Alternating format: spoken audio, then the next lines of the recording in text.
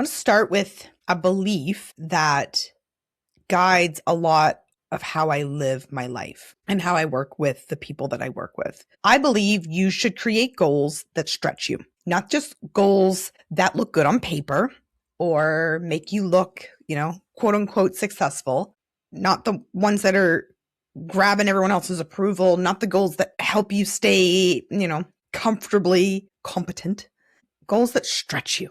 Like freaking stretch you into the next version of you. Because stretch goals don't just change your outcomes. They change who you become.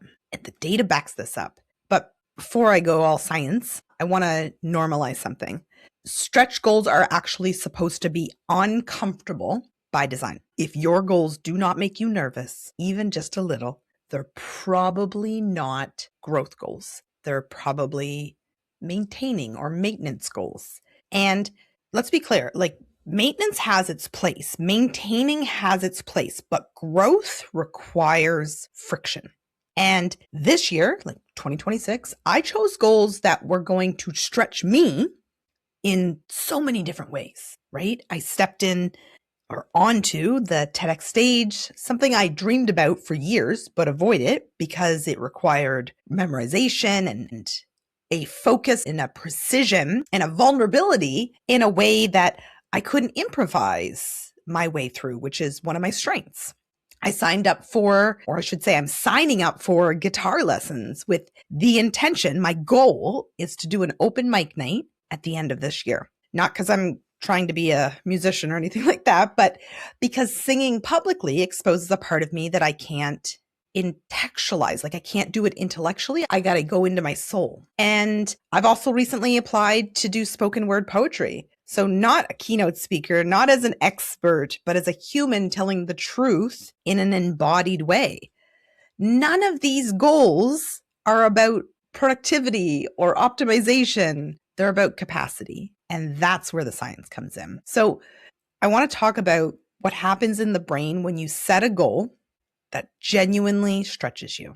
When you pursue something just on the other side of your current comfort zone. Your brain enters what psychologists call the zone of proximal development. It's the sweet spot where challenge is just high enough to demand growth, but not so high that your nervous system shuts it down. So in this zone, you get accelerated learning, you build confidence faster, your identity expands, neuroplasticity increases. And in contrast, when goals are too simple, too easy, the brain stays unchanged. It stays efficient, but unchanged. So you might execute, you may act, you might perform, but you don't grow and evolve. So stretch goals activate dopamine in a different way. So not that quick hit of dopamine of achievement that we're also excited about, but the anticipatory dopamine that's tied to effort and persistence and progress and meaning. This is where grit is built. And this is why working towards a challenging goal often feels a lot more energizing than simply achieving something that's easy. It's the pursuit of it that becomes the reward, if you will. And so the distinction here that I find a lot of folks miss is that confidence, it doesn't come from success. It comes from evidence. Evidence that you can stick it through when it's awkward and it's hard, that you can tolerate discomfort, evidence that you can fail and get back up and remain intact. Stretch goals generate evidence. And it's not because every time you do it, you succeed. It's because you show up and you remind your system, your brain, your nervous system that I can do hard things. I can be stretched. I can stay when it's awkward. And I think about when I prepared for my TEDx, there were moments that I was like, what in tarnation are you doing? Like, why am I putting myself through this? Because memorization is not really a skill of mine, right? I mean, I guess I could say it wasn't a skill of mine, although I learned pretty darn quickly that I actually can memorize stuff. But there were moments where I thought, I'm not built for this format. Like, this is so outside of my comfort zone. And so there was a lot of self-doubt. It was super loud. But every single time I practiced, it added data, it added evidence that I could memorize, that I could be uncomfortable and I could sit in that discomfort, and that I can learn a new way of speaking and presenting, and that I don't have to be perfect, right? And that's how confidence is built. And that kind of confidence transfers. Once your nervous system learns it can survive the stretch, it stops panicking at growth. It stops sabotaging your growth. And so why do so many people not do this, right? It's not lack of ambition. It's not laziness. It's identity protection. And I speak about this in my TEDx talk, right? Stretch goals threaten who you think you are. If you have built an identity around being competent, stretching outside of that means risking looking like a beginner. If you've built an identity around being articulate, stretching might mean you're going to stumble around your words a few times. Or if you've built an identity around control, it might mean that stretching introduces uncertainty. And so instead, people very regularly set goals that keep their identity, whatever the identity is that you have then taken on, it keeps it intact. And so on the outside looking in, you may look at those individuals and say, wow, they're super ambitious. But if they were to be honest with themselves, if you were to be honest with yourself, it might actually be the opposite. You might just be playing it safe. And so the reality here is that goals that only protect your identity will slowly shrink your life.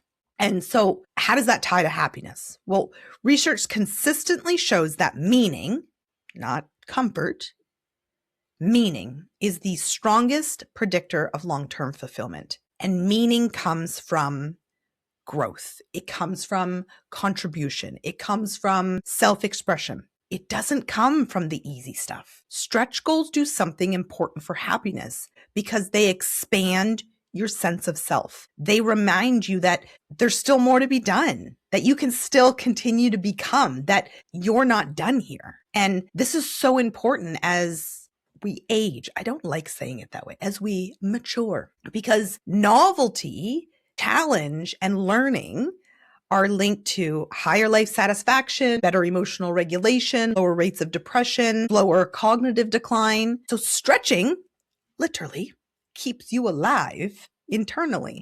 And I want to be clear, I don't pursue all of the stretch goals to prove anything. I pursue them to stay honest with me, right? The moment I stop stretching, I start hiding behind my complacency and my current competency, right? The TEDx talk stretched my discipline. Guitar lessons will stretch. Actually, I should say guitar lessons and then the subsequent open mic that I'm going to do will stretch my vulnerability. Spoken word stretches my emotional exposure. Each one works a different muscle, and that's intentional because growth, no matter how we look at it, is not one dimensional. And you know this, like you can be brave in one aspect of your life and you can be avoidant in another aspect, right? Like you could be strong in leadership and really shy, timid, avoidant in innovation or creativity, confident in one room, silent in another. Stretch goals reveal where life still wants you to grow into the next version of you. And when you think about stretching, there's this discomfort that comes with it. And there's also this feeling about pressure. But stretch goals are not meant to add pressure to our life. They're more about creating voluntary discomfort, like you're actually leaning into the muscle of discomfort. But there is a way to do it that is sustainable, right? So first and foremost, stretch in your identity, not your workload. So a stretch goal challenges who you are being, who you are becoming, not how much you're doing. We're not trying to put more into our capacity. So think about it like this. So when I think of like my TEDx talk or wanting to do open mic, public expression, or learning a new skill like memorization, getting up and sharing your voice. Maybe you're pretty quiet in boardrooms. Maybe, you don't speak up as much in the workplace. Sharing your voice and your opinion is stretching that identity, but it's not adding all this other workload, right? So being able to walk into a room and allow to be seen differently. Second is choose goals with process-based success. So if success only is dependent on the outcome, a lot of times that's where like that fear stuff starts to come up. So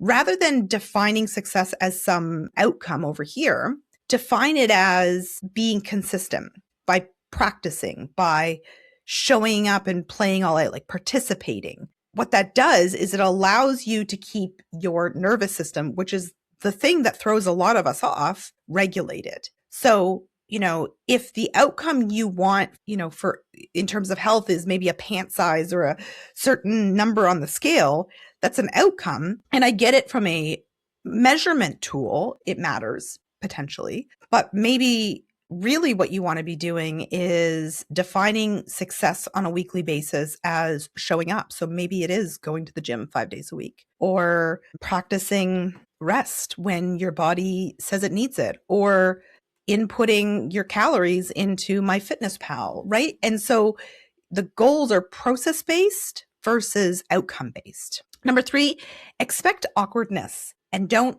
interpret it as a mistake or failure. So I think when we're going after those stretch goals, there's a whole lot of awkwardness. There's a whole lot of like, I don't know what I'm doing. This is very awkward and discomfort. It's breathing down my back. And so embrace the fact that you're learning. Growth kind of feels clumsy.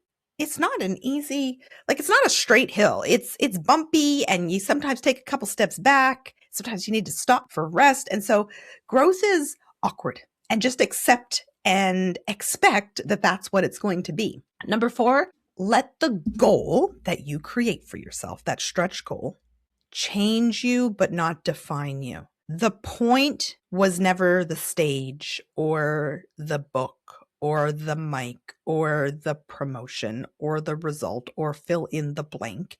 The point is who you become on the way. All of those parts of you that start to upgrade because you were willing to lean into the awkwardness of a stretch goal. Safe goals ensure you stay in maintenance mode. And, there is a time and a season for that, but not an always. Stretch goals help you to expand and to grow and to learn. And the expansion doesn't just happen at the end game. It's something that happens all along, but especially shows up in the moments where you want to quit, but you don't. This is not me challenging you to try to go out and stretch in all areas of your life at all times, all at once. That is not the game here. The game is, if there is any area of your life where you could just lean into some uncomfortable stretching, you will give yourself the opportunity to witness the beauty of everything that you can become. So my challenge is just choose one stretch goal for the next 90 days. That makes you feel a little uncomfortable, a little exposed, if you will, a little nervous, but also like a little alive, a little excited. And you're not doing this for anyone else. You're not doing this for the accolades. You're not doing it to impress anyone, but you're doing it to build the muscle, but also to remind yourself that there still is growth in front of you, regardless of your age, regardless of everything you've accomplished and also everything you failed at. Because each and every one of us have this opportunity to continue to grow. And I think at some point, some of us just think there's nothing left. And I'm here to tell you that there's a heck of a lot of cool things that you could start to stretch yourself into and witness the beauty of who you become along the journey of awkwardness. I wish you the best of weeks. Have an amazing day, folks.